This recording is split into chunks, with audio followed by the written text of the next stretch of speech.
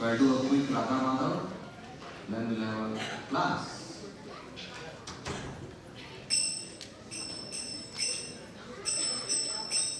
Jayo Radha Madhav Kunja Bihari. Jayo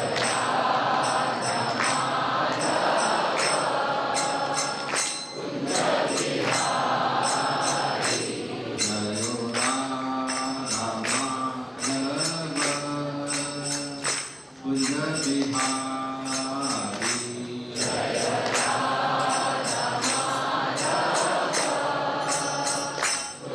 Jayo Radha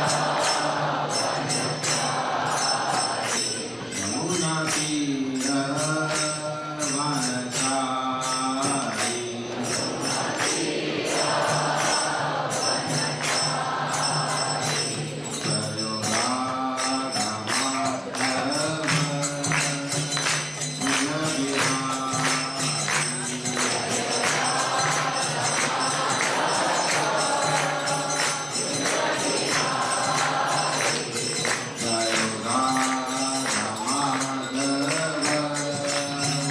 Kunja Bihari.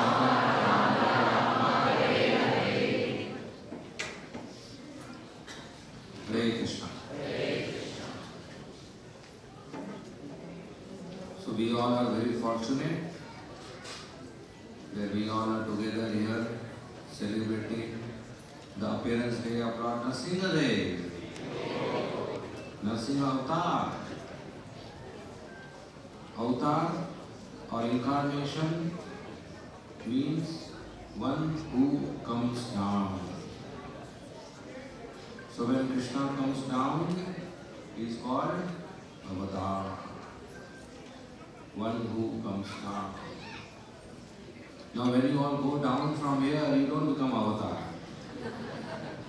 One who comes from the spiritual world by his own will to the material world is called avatar. So Krishna often comes down. So how many such avatars are there? You heard? 10? 10 avatars? There are unlimited avatars, unlimited incarnations, can't count. 10 are popular because these 10 had a good PR department, they became popular. There are unlimited avatars. And each avatar has a mission. And the broad mission is Paritranayam Sadhunam Vinashaya Dushkrita. To protect devotees and kill demons. So there was an original demon, Hiranyakashipu and Hiranyaksha. Mother Diti, she became pregnant at an inauspicious time, in the Sandhya Aarti time. So because of that, she gave birth to 2 sons who were demons, Hiranyakashipu and Hiranyaksha. And they were very powerful. As soon as they were born, they used to go to gym. Became very powerful and strong. Very tall. Their body was like steel. And so much attracted to gold. And torture everybody. So Lord Vishnu came as Varaha Avatar and killed Hiranyaksha. Then Hiranyakashipu thought, I will take revenge. I will kill Vishnu and all the demigods.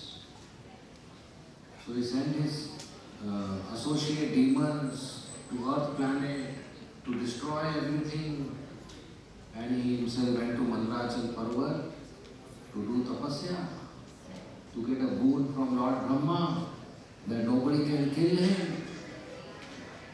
And he did thousands of years of tapasya, standing on his toes and raising his hands, which is very difficult to do. Generally you have to do it when you are in crowded train in Singapore. But he did that for thousands of years. And then Lord Brahma got pleased. And he asked Lord Brahma the boon, I don't want to die. Nobody should kill me. Brahma said, look, I am also going to die. So I can't give you that boon. So he tried to trick Brahma. He said, okay, give me boon that I will not die in day and I will not die in night. Brahma said, okay. He said, I will not die outside, I will not die inside. Brahma said, okay. He said, I will not die with any animal or through any man. He said, okay. He said, I will not die with weapons. He said, okay. I will not die in sky, I will not die on earth. He said, okay. And Hiranyakashipu became very powerful. He thought, now nobody can kill me. And he conquered Indraloka. And from the throne of Indra, he conquered all the planets.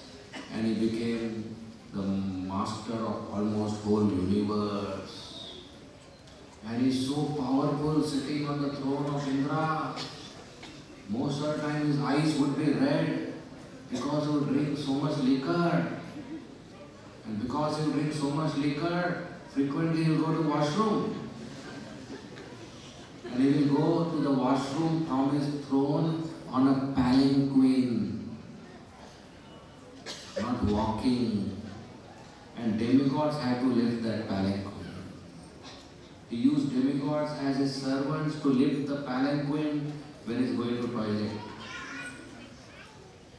When he would, demigods would stand in front of him, Indra, Chandra, Varun, Vayu, Agni, with folded hands, always trembling in fear because he will chastise for no reason. He controlled material nature. He controlled the sun. Just like we can turn on and turn off this bulb, he will turn on and turn off sun. He will say, now I don't want sun, sun has to set. And night he will say, I want sun, sun has to rise. He will turn on and off sun. He will control moon. He will control air. He will control earth. Because of his fear, trees would give mangoes whole year. Because of his fear, trees would give more flowers and more fruits. Because of his fear, cows will give more milk. Everybody started overperforming. Earth would give more grains. Ocean will give more minerals. Everybody was so afraid of him that he controls the whole universe. And everybody has to listen to him. He would always be angry. His senses would not be in control. And he will sit like a king and say, worship me. His most famous dialogue was, Man mana bhava, mad bhakto, madhyaji, mam namaskuru. Worship me, chant my name, pay me obeisances, receive blessings from me. And that's how he would rule. When he will move his eyebrows, demigod dhoti would become wet. So powerful. Bora Hiranyakashipu ki.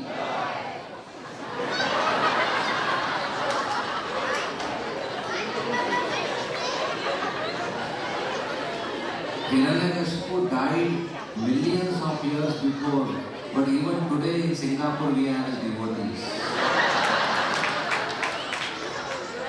See what an impact he had. So for demigods he was a big headache. So they approached Lord Vishnu. Said, my dear Lord, it's a big headache for us, do something. Vishnu said, don't worry, very soon I will come and kill Hiranyakashipu, keeping the bones of Brahma intact when he tries to kill his own son Prahlad. Which father will kill his own son, 5-year-old Prahlad?